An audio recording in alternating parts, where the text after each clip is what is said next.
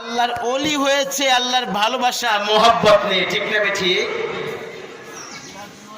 বড় পীর আব্দুল কাদের জিলানী রহমতুল্লাহ আলাইহি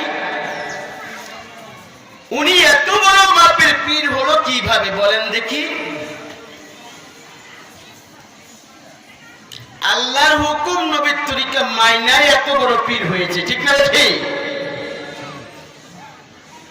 বড় পীর আব্দুল কাদের জিলানী রহমতুল্লাহ আলাইহি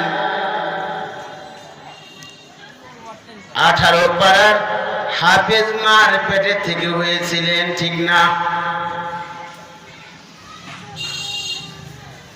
মা ভালো ছিল না খারাপ ছিল?